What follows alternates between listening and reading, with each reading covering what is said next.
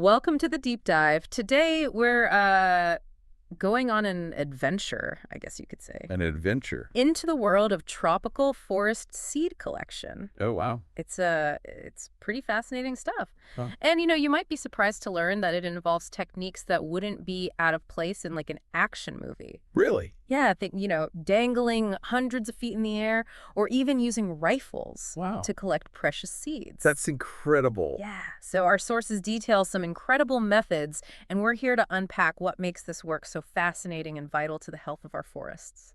Yeah, it's true. The lengths these collectors go to Yeah. are pretty remarkable. We're talking about trees that can reach incredible heights. Oh, yeah, So accessing their seeds requires ingenuity and a bit of daring. for sure. For sure. Okay, Yeah. so let's start with getting up into the canopy.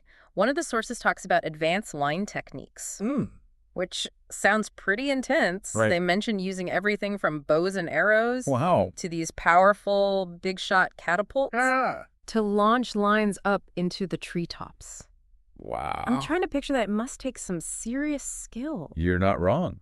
And it's not just about power either. Right. Using devices like catapults instead of firearms often comes down to navigating legal restrictions in certain areas. Oh, interesting. So seed collectors have to be very adaptable, knowing how to choose the right tools for the job while staying within the rules. It's like they're solving a puzzle, Yeah, figuring out how to reach these heights while respecting the environment and regulations. absolutely. But once they get a rope up there, how do they actually climb? Well, picture this. You're wearing a harness connected to a rope, Okay. and you basically inch your way up using a system of rope locks. Oh, wow. It's not as simple as just pulling yourself up. Right. It requires strength, stamina, and incredible core strength. Yeah, And remember, they're carrying all of their equipment too. that's a good point. I hadn't thought about the extra weight. Yeah. I'm getting tired just thinking about it. But even once they're up there, they can't just walk over to the seeds like we would on a fruit picking ladder. Exactly. Navigating the crown of the tree is a whole different challenge, almost like a three-dimensional obstacle course. Really? Yeah, they use safety lines and something called prusik loops, basically a loop of rope that grips the main line to prevent falls. Okay. It requires a keen understanding of the tree's architecture and the ability to move with confidence and balance high above the ground. It sounds like rock climbing, but with even higher stakes and a much less predictable surface. Oh, sure. I have so much respect for the skill and focus it must take to work like that. So what happens when they finally reach the seeds? Is it like plucking fruit off a branch? It can be, but sometimes it's much more intricate. Oh, They might have to cut fruits or branches directly or use tools to shake branches and dislodge the seeds. And for certain types of fruits, like those that burst open when ripe, oh, wow. they have to be incredibly careful to collect the seeds by hand before they scatter. That's fascinating. It really emphasizes the delicate balance between efficiency and care in this work. Right. They're not just grabbing whatever they can, they're considering the long-term health of the tree and ensuring they collect the seeds at just the right moment. You've hit the nail on the head. They're working within this delicate ecosystem, understanding that each action has consequences. Yeah. And that brings us to another interesting aspect of seed collection, utilizing felled trees during logging operations. Now, that's an interesting approach. Yeah. I'm guessing it's not ideal to rely on logging for seed collection, but is there an upside to it?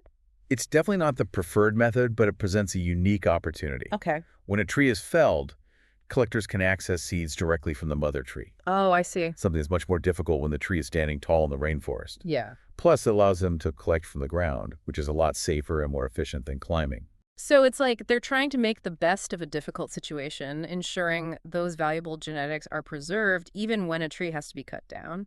Does this apply to all types of trees? It's mostly used with plantation species, which are trees that are already being managed for timber production. Okay. They carefully select and mark the trees they want to collect seeds from before the felling takes place, and they time it to coincide with the optimal seed maturity. It sounds like a carefully choreographed process. Yeah. Even in situations where they're working with felled trees. But what about the method of shooting down branches? You mentioned it earlier, and it piqued my curiosity and, honestly, my concern. It definitely sounds a bit drastic, doesn't it? Yeah. It's primarily used in places like Australia and Papua New Guinea for collecting seeds from towering eucalyptus trees, Oh, okay. which can be very difficult or even dangerous to climb. So I can see how efficiency and safety might be factors in choosing this method, but doesn't shooting branches damage the trees? It's a valid concern, but it's much more controlled process than you might imagine. Okay. They use specialized rifles and ammunition designed to create a clean break, minimizing the damage to the tree. Okay, so it's not just a random shot in the dark. Right. They're really considering the impact on the tree itself. But I have to imagine there are still drawbacks to this method? The use of firearms raises safety concerns, and the noise can be disruptive to wildlife and nearby communities. Right. And of course, you have to factor in things like the cost of specialized equipment and ammunition. It's a good reminder that even with the most innovative techniques, there are always trade-offs to consider, and it makes me appreciate the complexity of the choices seed collectors have to make in the field. Absolutely. It's a constant balancing act, weighing efficiency, safety, and the long-term health of the forest. And it highlights the importance of continuous research and exploration into new and improved methods for collecting these vital seeds. Speaking of new and improved methods, I'm really curious to hear about some of the technological advancements that might change the future of seed collection. What are some of the things you found in your research? Well, one area that's really exciting is the potential of drones. Drones, huh? Yeah, we're seeing them used in so many fields these days, from, delivering packages to monitoring crops. Yeah, it's true. So it seems like a natural fit for seed collection, especially when we're talking about those hard-to-reach places. Yeah, I can definitely see that. Imagine a drone zipping through the rainforest canopy, collecting seeds from the tallest trees without anyone having to dangle from a rope. Right. It feels almost futuristic. It does. But can drones really handle the delicate work of seed collection? But that's where the innovation comes in. Okay. Researchers are already experimenting with drones equipped with sensors that can identify ripe fruits or cones, Wow. and they're developing specialized mechanisms that allow the drones to collect seeds without damaging the tree or the seeds themselves. So we're talking about more than just a drone with a claw grabbing at branches. No. These are sophisticated machines. Yes. Almost like flying botanists Exactly. that can identify the right seeds and collect them with precision. And think about the data these drones could collect while they're up there. Oh, yeah, that's a good point. They can map the distribution of different tree species, monitor tree health, even track how seeds are dispersed by wind or animals. It's a whole new level of understanding about the forest ecosystem. It's amazing to think about the possibilities. We could be on the verge of a revolution in seed collection.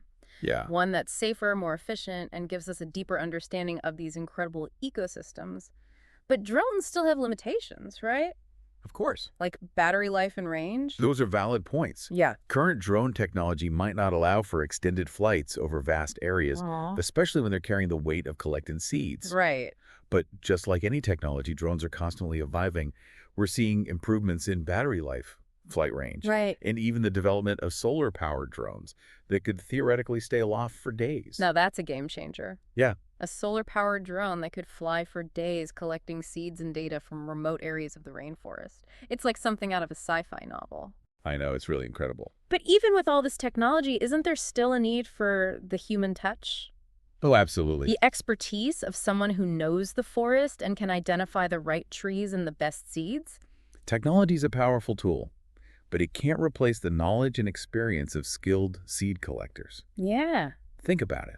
They can assess the overall health of the tree spots, signs of disease or pests, and even recognize subtle variations within a species that a drone might miss. That's a good point. It's like the difference between reading a book about a place and actually experiencing it firsthand. Right. There's a depth of understanding that comes from being there, observing the subtle details and making judgments based on experience. You've hit the nail on the head.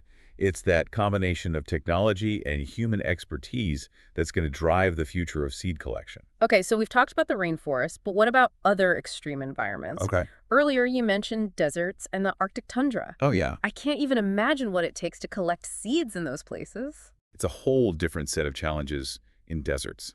For example, seed dispersal is often unpredictable, Okay. and seeds can remain dormant for years, waiting for the right conditions to germinate. So knowing when and where to collect them requires a deep understanding of the desert ecosystem, often passed down through generations of traditional knowledge. So it's about more than just scientific techniques. It's about cultural understanding, listening to the people who have lived in these harsh landscapes for centuries and learned to adapt to their rhythms. Exactly, and technology can play a role here too. Okay.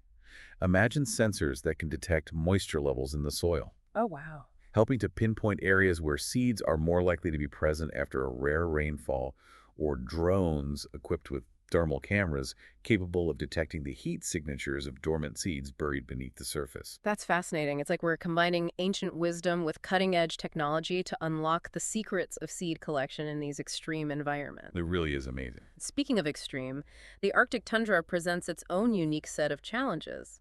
The growing season is incredibly short, sometimes only a few weeks in the summer. Right. So the window for collecting seeds is incredibly narrow, Hmm. and the plants themselves are often low-growing and spread out, making it difficult to locate and collect seeds in large quantities. It's true. So time is of the essence. Yeah. And you're basically searching for tiny treasures scattered across a vast, often frozen landscape? It sounds incredibly demanding. It is. Mhm. But researchers and conservationists are dedicated to preserving the unique biodiversity of the tundra. Yeah. They're using remote sensing techniques to map the distribution of plant communities, and they're often collecting seeds meticulously by hand, knowing that each one represents a precious piece of this fragile ecosystem. It's amazing to think about the effort and passion that goes into collecting seeds, whether it's in a lush rainforest or a frozen tundra. But so far, we've mostly focused on wild seed collection. What about the seeds that we rely on for agriculture? Right. The ones that feed billions of people around the world? That's a crucial aspect of seed collection that we can't overlook. Yeah. Commercial seed production is a massive industry, and it all starts with collecting seeds from plants with desirable traits.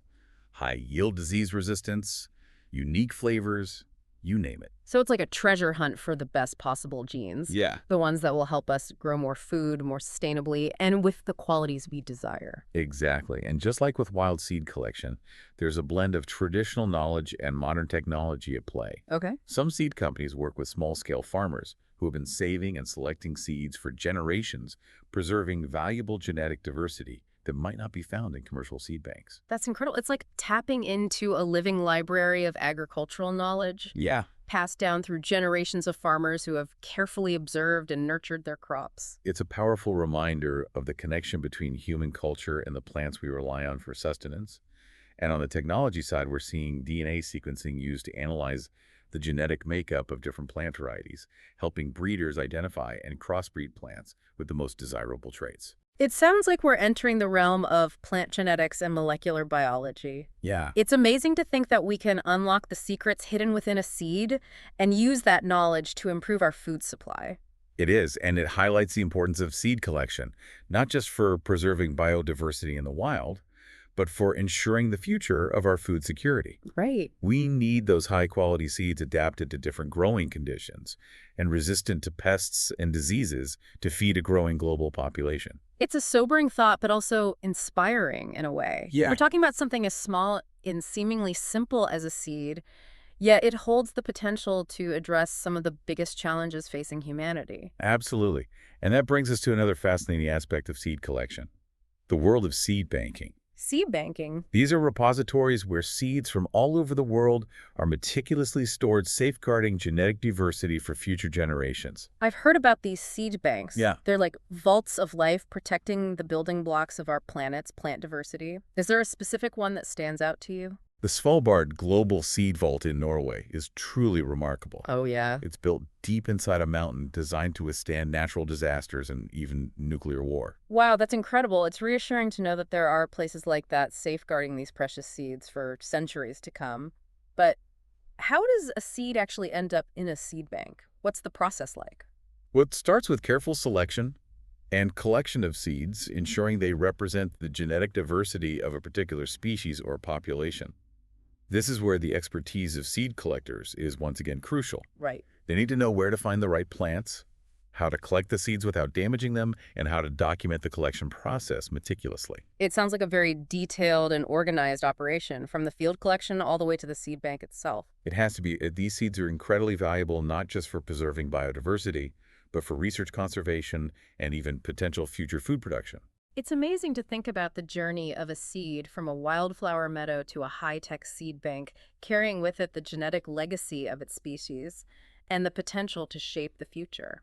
It's a story of resilience, adaptation, and the interconnectedness of life on Earth. And it's a story that's still being written with each new discovery, each innovative technique, and each dedicated individual adding a new chapter. It's a story that's captured my imagination, and I hope our listeners are feeling that same sense of wonder and inspiration. But before we wrap up, I'm curious, are there any other unusual or particularly challenging seed collection methods that we haven't touched on yet? Oh, there are a couple that really stood out to me. Okay. One is the use of seed traps. Seed traps. Yeah, basically letting the seeds come to you instead of actively searching for them. Oh, that's interesting. Yeah. It's especially useful for plants that disperse their seeds by wind or water. I see. Imagine setting up nets or containers strategically downwind from a tree or along a stream bed and just letting the seeds fall in. That sounds almost too simple. I know. But I can see how it would be incredibly effective for studying seed dispersal. Oh, absolutely. You could track how far seeds travel, what factors influence their movement, Right. and even the role animals might play in carrying seeds to new locations. Exactly. It's a window into that intricate web of relationships that exists in an ecosystem. Yeah. We can gather data on which species are thriving, how they're spreading, and how they interact with their surroundings. It's like piecing together a puzzle one seed at a time. It really highlights how much we can learn by simply observing and working with natural processes. But what about those situations where passive collection isn't an option? What if the seeds are high up in a tree or in a location that's too dangerous for humans to reach? That's where things get really interesting. Researchers are exploring the use of climbing robots. Climbing robots. Imagine a robot that can scale a tree trunk, equipped with sensors, cameras, and even tools for collecting samples. Okay, now we're talking about science fiction becoming reality. I know, right? A robot that can climb trees and collect seeds, that's amazing. Yeah, it's incredible. But I imagine there are some pretty big challenges in developing something like that. You're not wrong. These robots need to be incredibly adaptable. They have to be able to grip onto different types of bark, navigate around branches and obstacles, and withstand the elements. It's a complex engineering problem, but the potential benefits are huge. I can see that they could collect seeds from places that would be too risky or even impossible for humans to access. Right. And they could potentially work around the clock, gathering data and samples without needing breaks or worrying about safety concerns. Exactly. And it's not just about seed collection. These robots can be used for all sorts of research and conservation tasks in forests, monitoring tree health, studying wildlife, even assessing the impact of climate change. It's fascinating to think about the possibilities, but I also wonder about the ethical considerations. Right. As we develop these incredibly advanced technologies, we have to be mindful of their impact on the environment and make sure they're used responsibly. That's a crucial point. It's not just about what we can do, but what we should do. We have a responsibility to approach these advancements with caution and respect for the natural world. Well said. So as we wrap up this deep dive into the world of seed collection, what's the one key takeaway you'd like our listeners to remember? For me, it's the reminder that every seed, no matter how small or seemingly insignificant, represents a story of resilience, adaptation, and the potential for life. And that's something worth protecting and celebrating. Beautifully said. And I hope this deep dive has sparked a sense of curiosity and wonder in our listeners. Whether it's learning about the plants in your own backyard, supporting seed banks, or even starting your own little seed collection, there are so many ways to connect with this vital aspect of our planet's biodiversity. So go out there, explore, and discover the amazing world of seeds. Happy exploring!